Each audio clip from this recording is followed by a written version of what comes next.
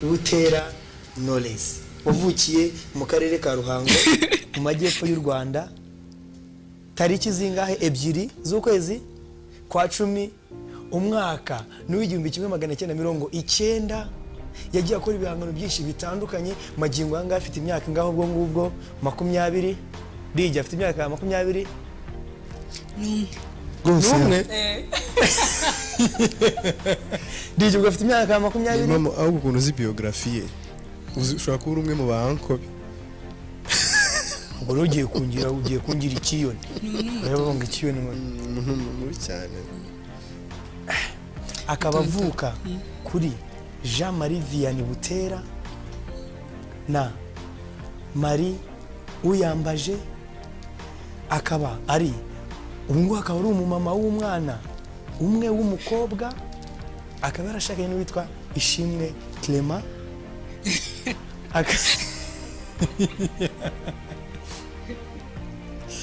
akaba yaragiye abemereza mu bihangano bye by'umwaka akaba afite n'igihangano cyitwa Byemere akaba yaratweye Guma Superstar ya kangahe ya 5 akaba ari umumama ushima Imana nyine none se sibyo amen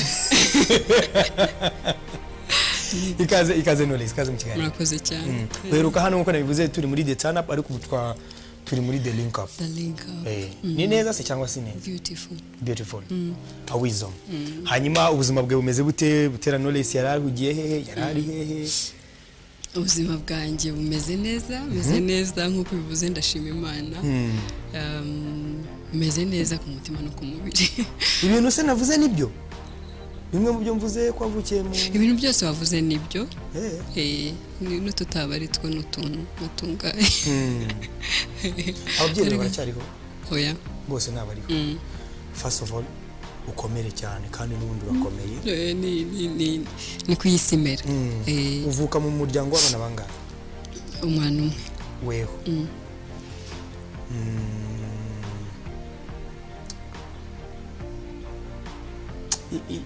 ikibazo narigiye kukubaza kanyikubaze muri buno buryo ni namateka yatumye ari we mwana wenyine uvuka mu muryango nyine wo mu rugo cyangwa ni ubushake bwabayeho bw'umuryango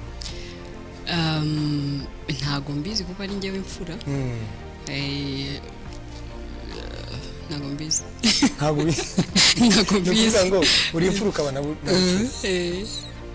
ariko ibyo aribyo byose ni amateka kubera yuko nta mubyeyi wawe ubundi Butera Knowless yumvaga azabiki akiri umwana mutoya yumvaga azabiki yumvaga azaba umuhanzi cyangwa yumvaga hari ikindi kintu ashaka kuzakora kitari umuziki kuririmba byo nabikuriyemo ariko numvaga nzaba umusirikare cyangwa se umudokteur ko nk'umusirikare cyane kabisa byoroshye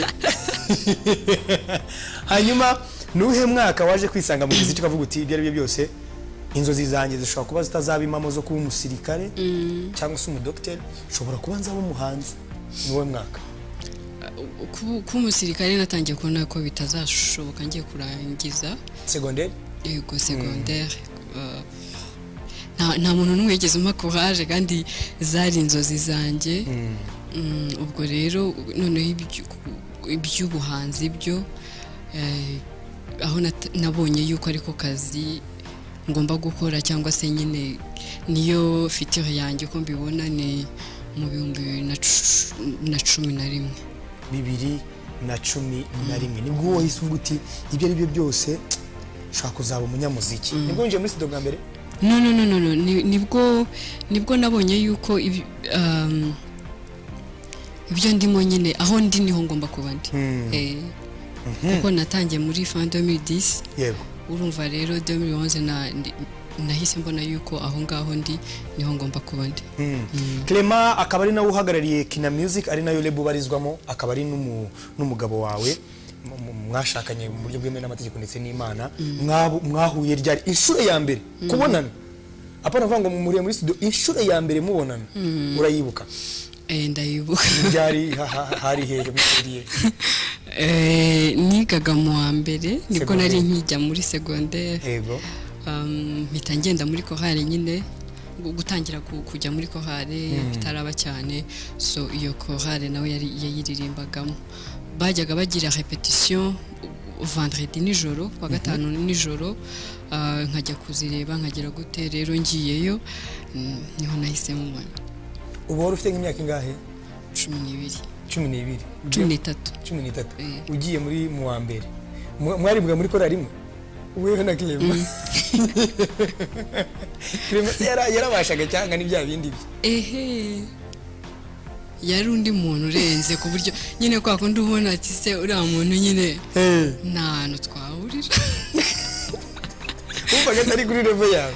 No, icya mbere yigaga nko muri 4e cyangwa 5e, nibwo nari ngitangira secondaire. Icyo ni ikintu cya mbere kigomba guhita kikwereka yuko umuntu ari hejuru iriya. Ikindi cya kabiri noneho hari reputation yari afite nyine mu kigo. Yari umuntu cy'ubundi? Yari umuntu utangaje. Yari umuyobozi?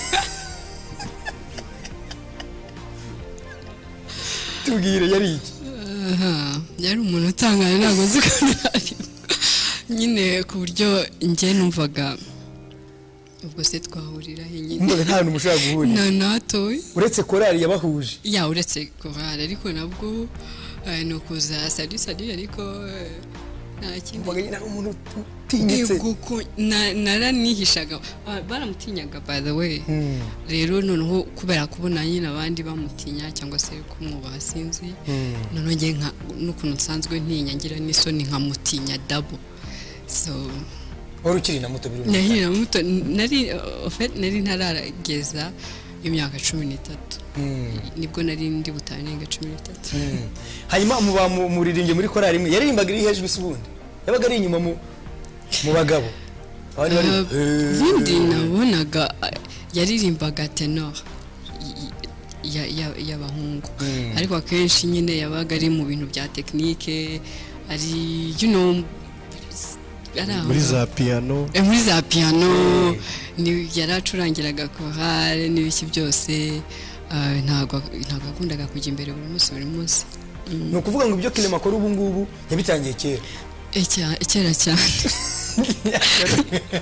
Ati yari umuntu utangaje. Hanyuma uko imyaka yagiye irushaho kugenda, irushaho gutambuka, igihe cyarageze urakura, wenda nagusiga mu kigo waragenda, uguma mu kigo, niko byagenze? Yego. Yararangije we? Yararangije, hanyuma sinzi ukuntu byagenze.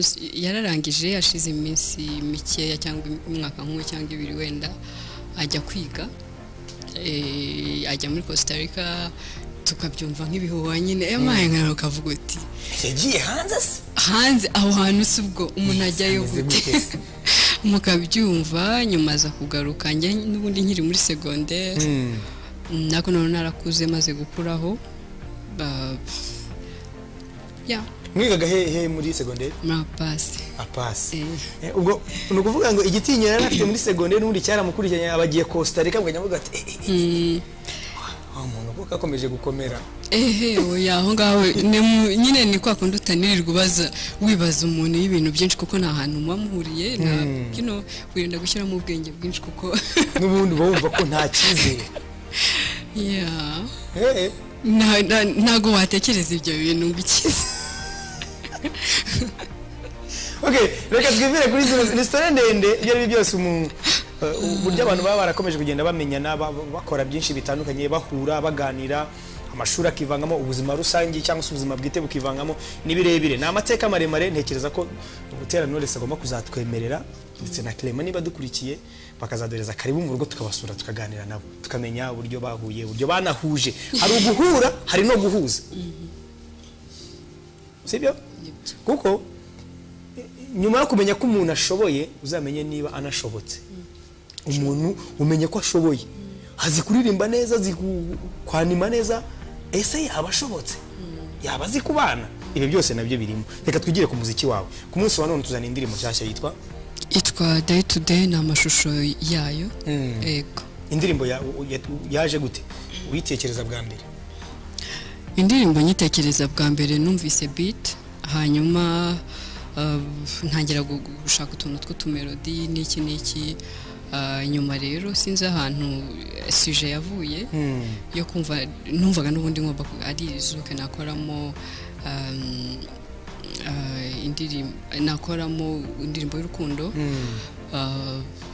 ntangira gushaka amasuje atandukanye n'iki biza kurangira numva navuga ku rukundo rw'umuntu uba warabaye desu ariko wenda akaza kwisanga nanone yarongeye gukunda developa iyo suje ariko nsanga kenshi abantu byagiye bibaho iyo ugiye mu rukundo bikarangira iyo ugiye mu rwa kabiri ntago uri tayari yego uba ugifitemo ubwoba uba utameze neza sinzi numva ni igitekerezo cyiza numva ni suje nakoraho ikaba ari nziza nuko nguko byaje ndayikora mbere ko tureba amashusho y'indirimbo hari indirimbo day to day yaje isanga iyo yitwa Yuda iriya ndirimbo yanditswe nande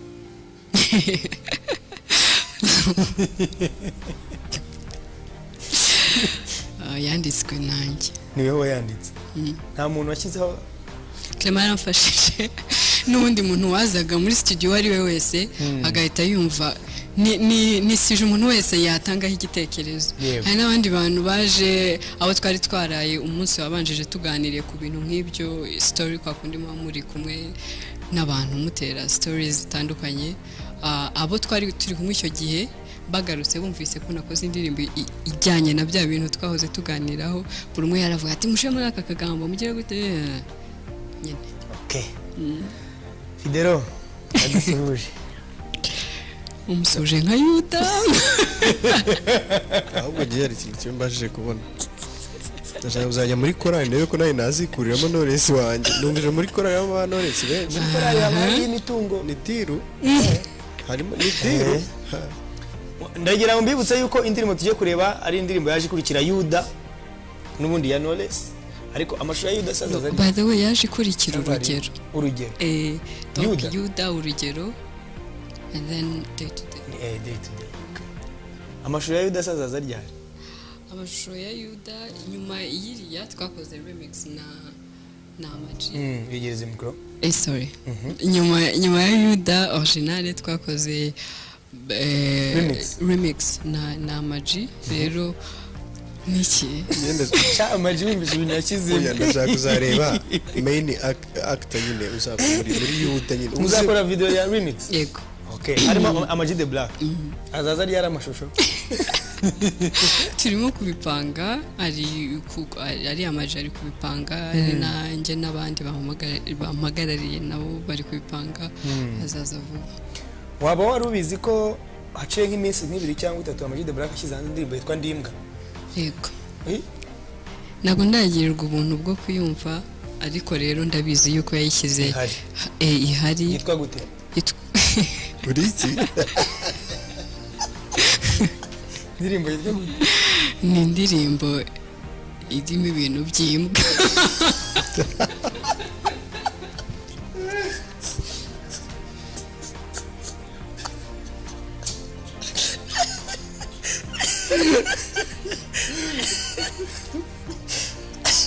indirimbo yitwa izina ry'indirimbo niyo bari kukubaza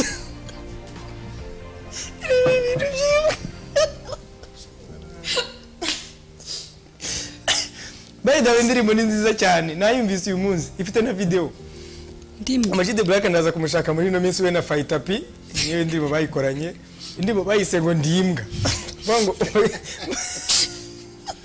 batuma umuntu wese yituka hari ahita yituka siko bimeze se Ndimbwa ariko harimo umva ifite artistry ikomeye cyane umva mu byumve neza indirimbo nge nayumvise irimo amagambo akomeye cyane kandi y'ubutumwa nako nzamuzana Amaji ndaza kumushaka muri no minsi we na Faitapi baze badusobanure kumbwa baze batwigisha mbese ubamagaye bakayisaba ahubwo mu ndirimbo y'imbwa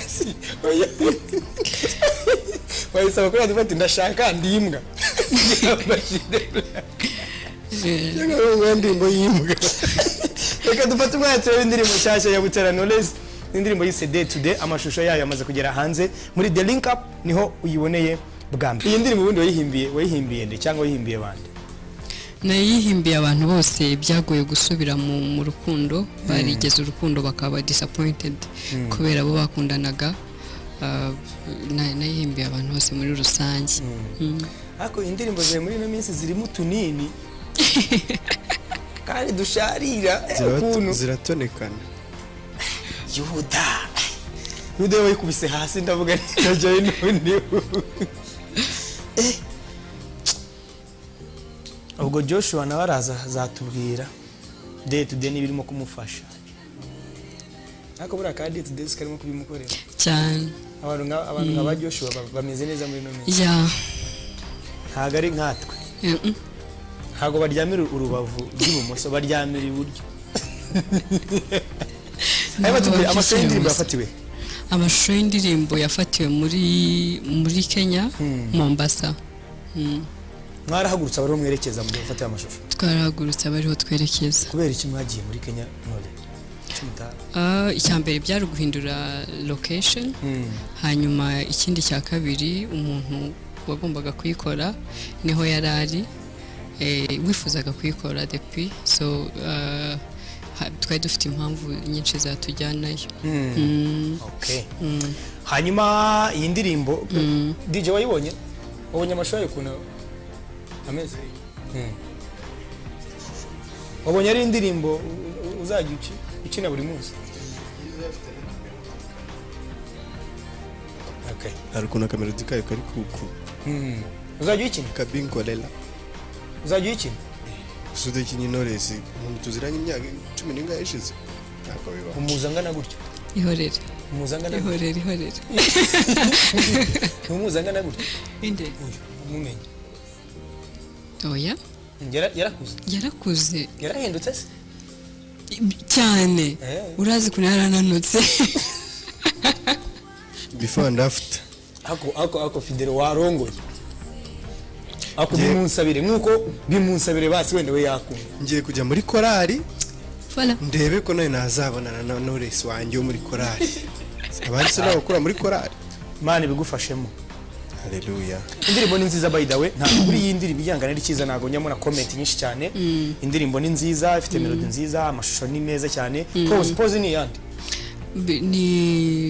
ni production company iri based muri Kenya okay njya mbona iyi pose mama nari kubajije ikorera bitwa ba Willy Paul Musafi kandi Willy Paul Musafi akorerwa n'itwa niba ari Moze what umuntu nkongu yere byose amashusho ngiye nabonye ari sawa cyane ni sawa pe niba nawe Philo radio presenters Philo TV presenters play the tune because we are building something great seme ubutumwa bwa nyuma wagenera abakundi ibihangano byawe abagukurikiye kano kanya tugana no kumusozo ubutumwa ndagira ngo banze mbashimire murakoze cyane the link up